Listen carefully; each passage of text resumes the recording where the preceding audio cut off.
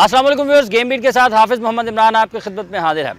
Pakistan cricket board ने दौरा श्रीलंका के लिए T20 टेस्ट और वनडे के लिए टीमों का ऐलान किया है और उसके साथ साथ मिसबाहुल हक से कप्तानी जो है वापस लेकर मोहम्मद हफीज़ को कौमी क्रिकेट टीम का नया कप्तान T20 में मुकर्रर किया है। इसके साथ साथ पाकिस्तान की जो मुस्तकबिल है क्रिकेट में, जिस तरह से खिलाड़ियों को जो सिलेक्ट किया गया है और उसके अलावा जो पाकिस्तान ने मुख्तलिफ़ मुल्कों में क्रिकेट खेलनी है, इन सारे मामलात पर आज हम बात करेंगे। हमारे साथ तशरीफ़ रखते हैं पाकिस्तान क्रिकेट बोर्ड के आखिरी आइनी चेयरमैन खालिद महमूद साहब। अस्सलाम वालेकुम खालिद साहब, बहुत शुक्रिया आपका। इनके साथ तशरीफ़ रखते हैं पाकिस्तान क्रिकेट बोर्ड के आखिरी आइनी मैनेजर भी अज़हर ज़ैदी साहब। ज़ैदी साहब अस्सलाम वालेकुम, आपका बहुत शुक्रिया। राजा असद अली साहब हैं क्रिकेट कमेंटेटर इनके साथ, और उनके साथ हैं आमिर नज़ीर टेस्ट क्रिकेटर। आप दोनों का भी, राज साहब और आमिर, बहुत बहुत शुक्रिया। खालिद साहब, मोहम्मद हफीज़ को कप्तानी दिए जाना एक ही तर्ज के क्रिकेट में, आप समझते हैं कि दो कप्तान पाकिस्तान में और फिर जो ग्रुपिंग की बात है, क्या इसके बाद दोबारा वही मसाइल तो नहीं शुरू हो जाएंगे, खिलाड़ी जो हैं वो टुकड़ों में बढ़ जाएंगे? देखिए हाफिज़ साहब, पाकिस्तान में तो हर चीज़ मुमकिन है, यानी ऐसे इम्कानात को रद्द नहीं किया जा सकता। मैं जब ये फ़ैसला हुआ है, उससे पहले ही कुछ फ़िज़ा ऐसी बनी हुई थी जिसमें कुछ लॉबिंग की कैफियत नज़र आती थी। ठीक है। ख़ास तौर पे आप देखें, एक डेविड वाटमोर एक गैर मुल्की है, वो भी मिसबाह के हक़ में बयान दे रहा था, और मिसबाह और हमारा गैर मुल्की कोच जो थे वो बहुत इकट्ठे नज़र आते थे, उनमें हम आहंगी पाई जाती थी। हम आहंगी में उनमें इन्वर्टेड कामर्स में कह रहा हूँ। और इस तरह की बातें कहीं और नहीं सुनाई देती हैं और कहीं नहीं दिखाई देती।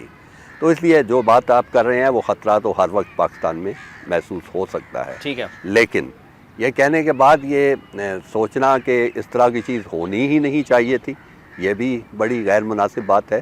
ज़ाहिर है क्रिकेट बोर्ड कंट्रोलिंग बॉडी है, अगर वो क्रिकेट के बेहतरीन मुफाद में, टीम के बेहतरीन मुफाद में ये सोचती है और फैसला करती है कि इस तरह होना चाहिए, तो उसमें सबको इत्तफाक होना चाहिए, सब लोगों को उस फ़ैसले की हिमायत करनी चाहिए और उस फैसले के अमल दरामद में उसका रास्ता हमवार करना चाहिए। ठीक है। जहाँ तक इस फैसले के बैरिट का ताल्लुक़ है, बहुत अरसे से ये बात सुनाई दे रही थी और क्रिकेट के शायकीन, क्रिकेट के नाक़दीन ये महसूस करते थे कि मिसबाहुल हक जो हैं वो, बल्कि मेरा ख्याल है सरफराज नवाज़ ने किसी बयान में उनको कुछ टुक कप्तान कहा है कि वो जो तेज़ टेम्पो की, तेज़ रफ्तार का खेल है T20, उसके लिए मुनासिब नहीं है।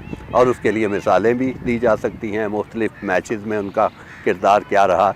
और मुझे तो सच्ची बात पूछें कि जो सेमीफ़ाइनल हुआ था वर्ल्ड कप का इंडिया के ख़िलाफ़, उसमें मिसबाहुल हक का खेल जो है वो अभी तक समझ नहीं आया। उसकी एक्सप्लेनेशन हो सकती हैं, लेकिन जिस अंदाज में वो खेले, वो तो ऐसे लग रहा था जैसे उनको मैच को अपने हक में नतीजा खेज बनाने में कोई दिलचस्पी नहीं है। ठीक है। तो इस तरह की उनकी खेल को देखते हुए कोई ऐसी गलत बात तो नहीं है जो क्रिकेट बोर्ड ने की है। कप्तान उनको बदल दिया है, हफीज़ का इंतखाब किया है। हफीज़ एक बासलाहियत खिलाड़ी हैं, उनमें कायदाना सलाहियतें भी हैं और हर फॉर्मेट में उन्होंने अपनी खेल का, अपना आप का लोहा मनवाया है। ठीक है। मैं समझता हूँ कि ये एक अच्छा फ़ैसला है। लेकिन इजाज़ भट्ट साहब जो कि साबिक चेयरमैन है क्रिकेट बोर्ड के, वो मोहम्मद हफीज़ के बारे में बड़ी मनफी राय रखते हैं कि ये खिलाड़ी सियासत ज़्यादा करता है, ये इस लिहाज से पाकिस्तान के क्रिकेट के लिए नुकसानदेह साबित होगा। आप उनके तजर्बे की रोशनी में इस चीज़ को किस तरह से देखते हैं? बात ये है कि मैंने इसको रूल आउट नहीं किया कि हमारे जो अक्सर खिलाड़ी जो हैं, हमारे खिलाड़ी छोड़ के हमारे जो एडमिनिस्ट्रेटर्स हैं, मुंतज़मीन जो हैं, वो भी इस गिरोहबंदी का शायद हिस्सा होते हैं कभी कभी। और एजाज़ भट्ट साहब ने अगर ये बात कही है तो शायद उनको कोई अंदरूनी खाना की इत्तला होगी जो मुझे नहीं है। ठीक है। लेकिन एजाज़ भट्ट साहब ने अपने ज़माने में कभी कोई ऐसा इक़दाम नहीं उठाया जिससे मोहम्मद हफीज़ को उन्होंने टीम से निकालने की कोशिश की हो या उनको काबू में करने की कोशिश की हो, तो अब बाहर बैठ के उनका ये कहना वो सियासत ज़्यादा करता है। तो सियासत यहाँ पे चलती है। देखिए, जब खिलाड़ियों को ये वाज़े तौर पे ना सिर्फ ये कि शुबा हो, बल्कि उनका परसेप्शन ये हो, उनका जहन ये सोचे कि यहाँ पे मेरिट पे या सही इंसाफ के तकाज़ों के मुताबिक फ़ैसले नहीं होते, किसी को नहीं खेलना चाहिए वो खेल जाता है, जिसको खेलना चाहिए वो अक्सर बाहर उठता है, ये शिकायत होती है। बिल्कुल। जब ऐसी शिकायत होती है तो फिर फ़िज़ा जो है वो सियासत से भरपूर होती है। हर खिलाड़ी अपने आप को गैर महसूस करता है, हर खिलाड़ी अपना कोई प्रोटेक्टर, अपना जो हिफाजत करने वाला तलाश करता है, चाहे वो क्रिकेट बोर्ड के अंदर हो, चाहे मीडिया में हो, आप भी हो सकता है किसी के प्रोटेक्टर हो चाहे वो इंतज़ामिया में से हो। तो ये बड़ी बदकिस्मती की बात है, तो इसका सद्देबाब होना चाहिए।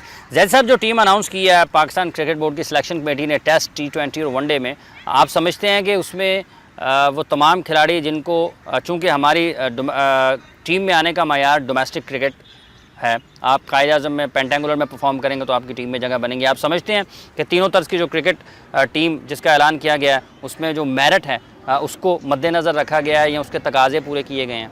ये मैं ज़रूर बताऊंगा कि मेरा ख्याल है सलीम जाफ़र और अज़हर ख़ान ये सिलेक्टर रहे हैं पहले भी और थे, सिवाय एक चीफ़ सिलेक्टर चेंज हुए। उसके इनसे ज़रूर ये पूछा जाए कि ये जो लड़के अब खेल रहे हैं 4-4 साल बाद, या तो वो उस वक़्त अच्छे नहीं थे या अब वो उनकी नज़र में अच्छे कैसे हुए हैं, किस परफॉर्मेंस पे। ठीक। दूसरा, आपने बात की है T20 की, ये तो मेरा ख्याल है बहुत सारे लड़के अब कोई रह नहीं गया, ऐसे 3 फॉर्मेट बना दिए हैं कि सारे ही आ गए।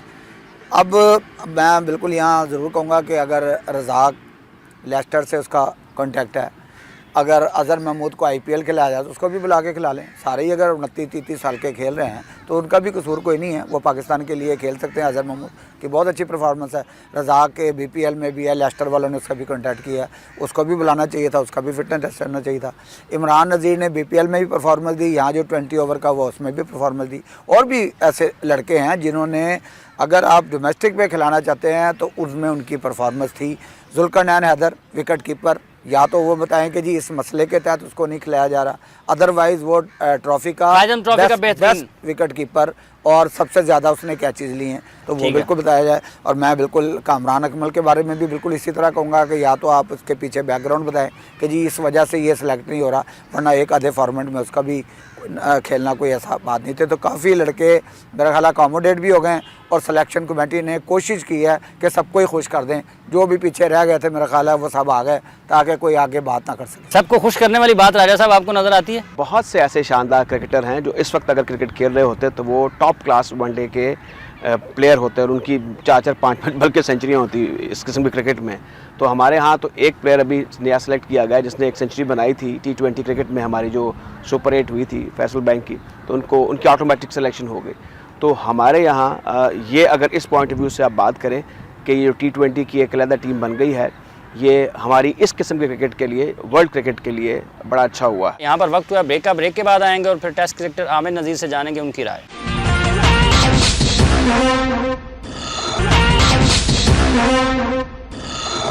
Welcome back viewers. ब्रेक पे जाने से पहले जिक्र हुआ था वहाब रियाज और आसिम कमाल का, इसके हवाले से आपकी क्या राय है? वहाब को एक मैच खिलाकर बाहर कर दिया गया और आसिम कमाल जितने भी ये इन्होंने सीनियर खिलाड़ी वापस डाले हैं टीम में बैटिंग के शोबे में, आसिम कमाल के परफॉर्मेंस इन सबसे बेहतर है। हाँ जी, मैं जब आप सवाल करते मेरे जेहन में आ रहा था वहाब रियाज का, इन दोनों का।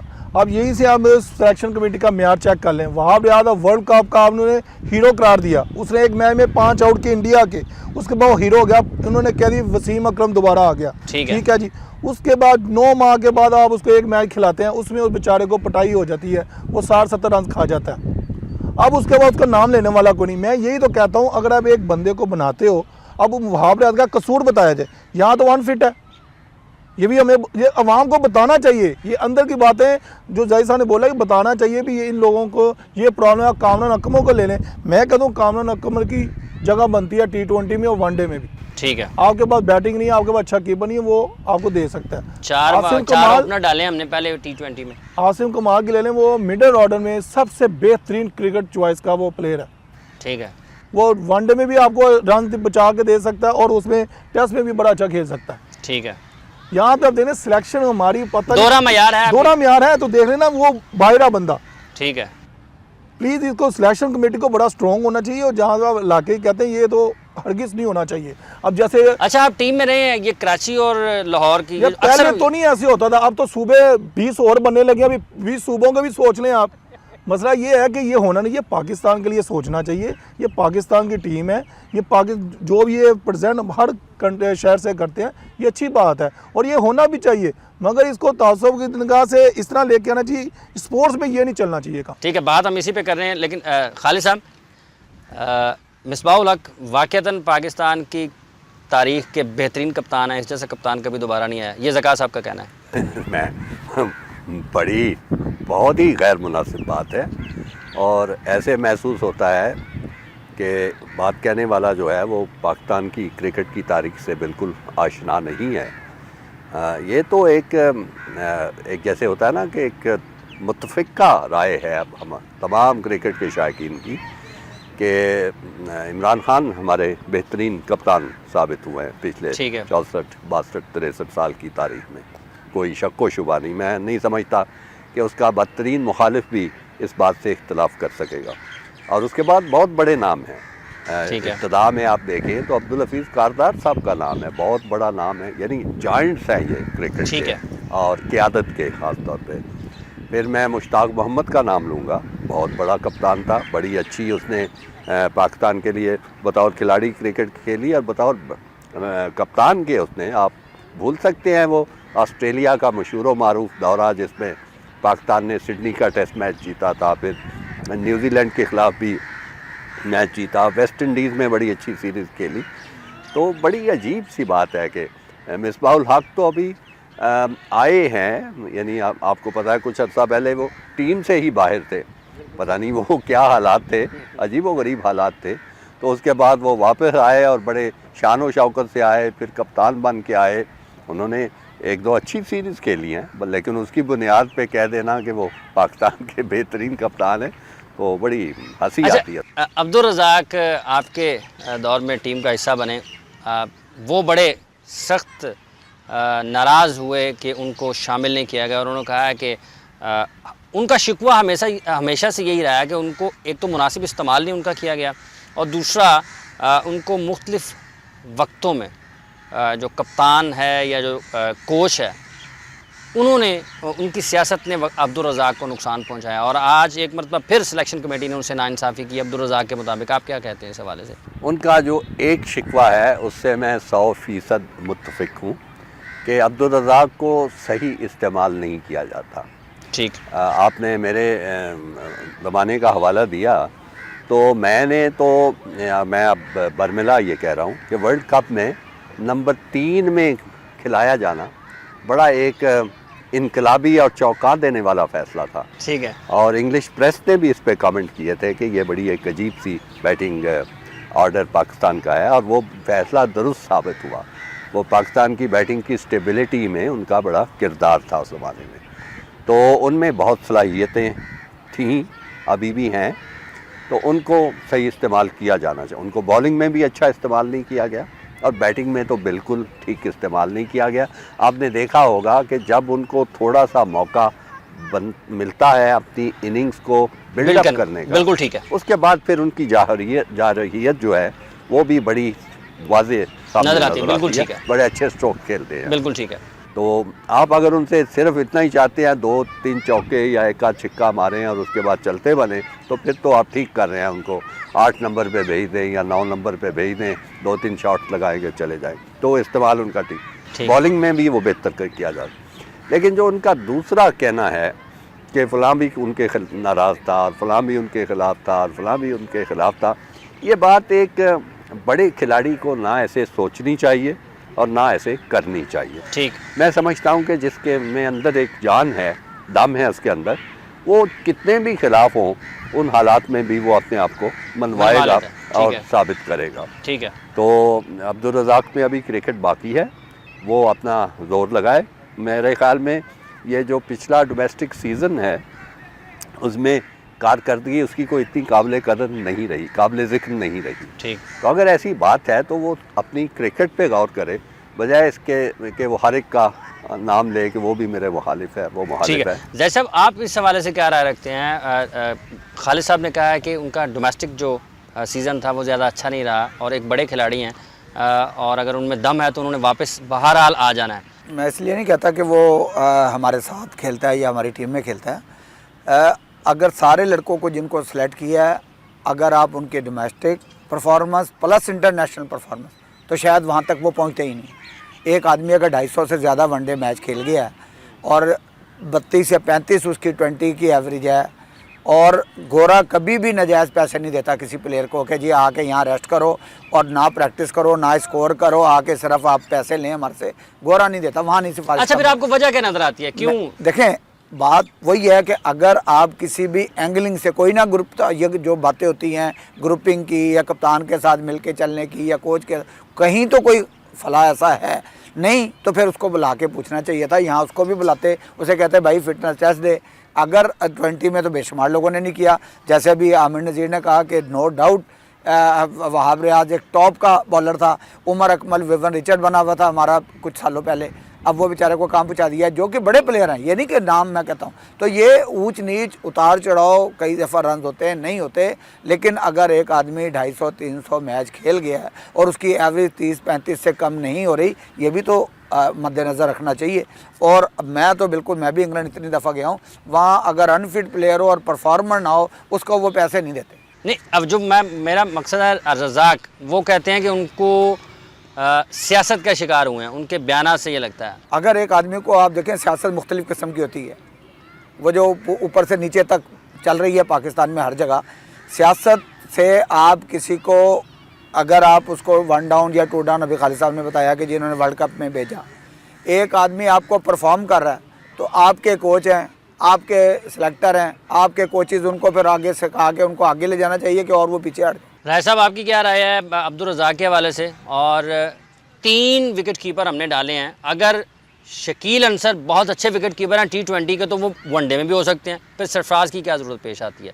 और उसके साथ साथ जिस तरह के अब्दुल रज़ाक का जिक्र हो रहा है, आपने शकील का जिक्र किया था, शायद उसका वो 100 बड़ा इंटरप्राइजिंग समझा जा रहा है, जो कि अच्छा ये जो T20 की अगर आप पर्टिकुलरली बात करें ना, और इसी तनाज़ुर में रज़ाक का भी जिक्र हो जाए, तो रज़ाक का तो अब तक बड़े ज़ोरों से अपने आप को मनवा लेना चाहिए था। और मेरे ख्याल में ये जो बात अब हो रही है, ये एक टेम्प्रेरी फेज़ है, और सूनर और लेटर अगर मेरे ख्याल में उनकी जस्टिफिकेशन है टीम में आने की, और सोए विद इमरान नज़ीर, मेरे ख्याल में उनको अब ट्रायल पर नहीं रखना चाहिए। शकील जिसका आपने जिक्र किया है, उसका 100 बड़ा कहा जा रहा था जी कि ये कमाल 100 है और वो बड़ा अच्छा विकेट कीपर भी है और सारा ये सब कुछ उसके साथ है, और एक जस्टिफिकेशन दी जा रही है।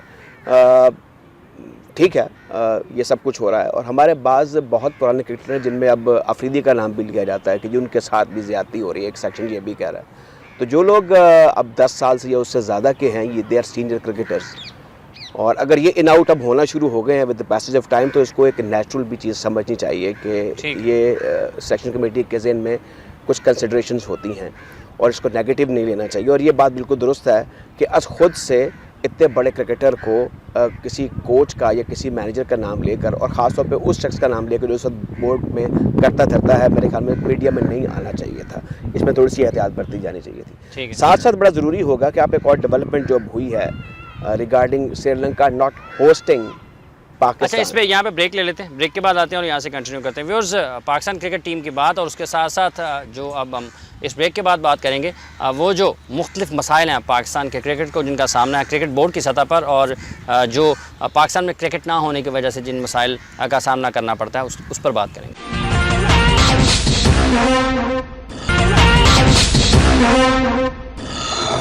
Welcome back.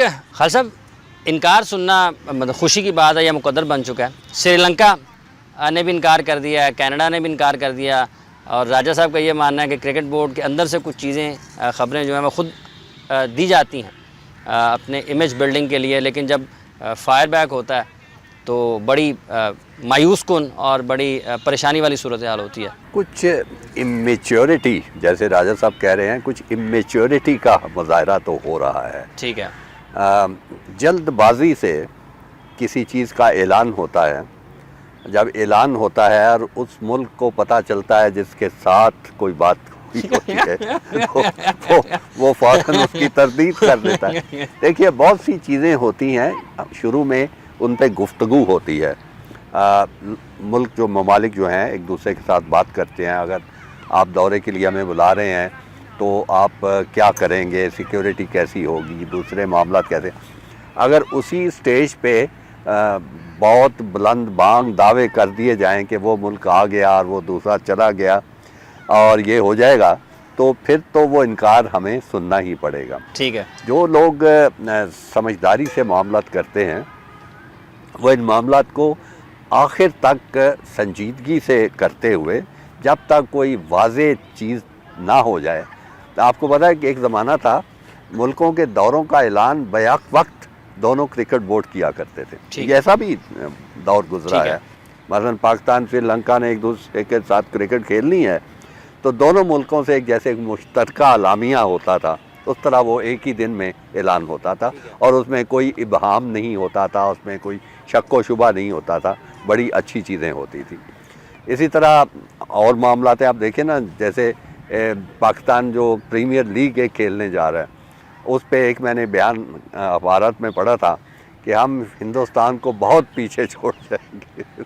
तो अलीम डार हमारे नामवर अंपायर, वो IPL करके आए हैं, मैचेस करके आए हैं, और वो कुछ बातें ऐसे बता रहे थे कि इतनी ज़्यादा एडवांस कर गया है हिंदुस्तान इस किस्म के फॉर्मेट में और इस किस्म के खेल में कि नए मुल्कों को वहाँ पहुँचने में कई साल लगेंगे। ठीक है। कुछ ये कि पाकिस्तान जिसने अभी बैनुल-अक़वामी क्रिकेट का आगाज़ यहाँ पे होना है, वो कहाँ वहाँ पे पहुँच सकता। तो फिर ऐसी चीज़ों में शर्मिंदगी भी उठानी पड़ेगी, खिफ़त भी उठानी पड़ेगी, इनकार भी सुनने पड़ेंगे। बड़ी अच्छी बात है, हमें इनकार सुनने की आदत हो गई है। अच्छा, जैसे आप किस तरह से देखते हैं, चैम्पियंस लीग की बात की है, प्रीमियर लीग की बात हो रही है, तो जिस तरह से हमारी इंटरनेशनल लेवल पे जो इनकार, हर दूसरे दिन कोई एक इनकार सुनना पड़ता है, ये कहाँ पे आपको खामी नज़र आती है? सर, एक तो इंटरनेशनल होता है ना, एक नेशनल लेवल पे अभी डॉक्टर मोहम्मद अली शाह जो माशाल्लाह वज़ीर भी हैं, साबिक़ गवर्निंग बोर्ड के मेंबर भी रहे हैं, world 11 versus Pakistan cricket board हो रहा है, वो कह रहा है जी आप करा लें, वो कह रहे हैं नहीं आपको मना कर दिया।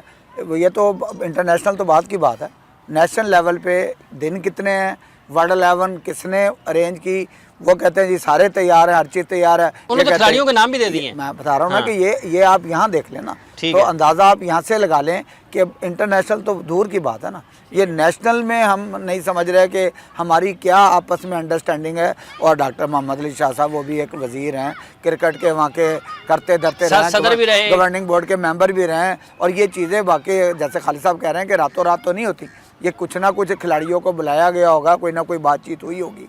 अब एकदम से पता लगा कि नहीं जी हमने तो कोई ऐसी है ही नहीं बातचीत या ऐसी परमिशन नहीं है, तो अभी वो भी हौज पौच ही है अभी कि यार वो कहाँ जाके ख़त्म होगी, या खिलाड़ी जो उनसे साइन कर चुके हैं उनका क्या होगा, या वो मैच कहाँ या कैसे होंगे। ये सारी चीज़ें इसके ऊपर सोचना चाहिए कि, और बयान देने से पहले ये सोचना चाहिए कि इसके आगे जाके कंसिक्वेंसेस क्या होंगे, या इसको हम किस तरह जस्टिफाइड करेंगे किसी भी बयान। ठीक है।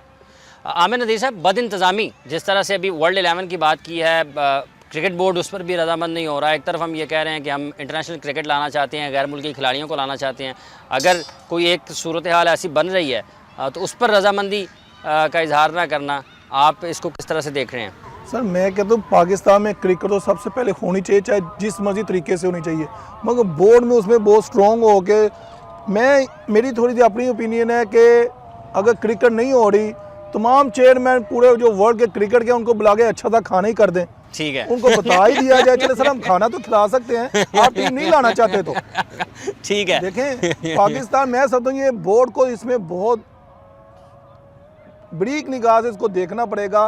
पाकिस्तान के क्रिकेट को बचाना है तो थिंक टैंक जो हमारे मुअज़्ज़ज़ लोग हैं, खालिद साहब हो गए और कुछ लोगों को बुलाएं, उनको हल निकालें कि यहाँ क्रिकेट वापस लानी है, चाहे जो मैं कहता हूँ हफ्ता हफ्ता उनके घर को जाके आगे क्यों ना बैठना पड़े। ठीक है। कभी ठीक कि है। हमारे मुल्क में क्रिकेट आनी चाहिए। हम क्रिकेट से प्यार करते हैं और पाकिस्तान में कोई ऐसे हालात ख़राब नहीं है, पूरी दुनिया में हालात ख़राब होते हैं। ये हमारा मीडिया ज़रा सा उठा देता है, बाकी का मीडिया अपने मुल्क को हालात नहीं बताता। जैसा ये बात है। चलिए, ठीक आमन नज़ीर ने जो क्रिकेट बोर्ड्स के चेयरमैनों को बुला के खाना खिलाने की बात की है, वो बुल्ले शाह के जो है नक्शे कदम पे चल रहे हैं कि उनको बुला के वो नच के यार मनाने वाली बात करते हैं। चलिए ठीक है sir, thank you sir, thank you. Afroz, आपने गुफ्तगू सुनी हमारे माहिरीन की। सिलेक्शन का जो मामला है इसमें कभी भी ऐसा नहीं हुआ कि कोई टीम उसका ऐलान किया गया हो। अक्सर व बेशतर उसके ऊपर तनकीद की जाती है, लेकिन कई एक फ़ैसले ऐसे होते हैं सिलेक्शन के मामलात में, जब आप नेक नीयती के साथ जाते हैं, खिलाड़ियों की जो परफॉर्मेंस होती है उसका सही जायज़ हक और मकाम उनको देते हैं, तो फिर मदद भी होती है और खिलाड़ी परफॉर्म भी करते हैं।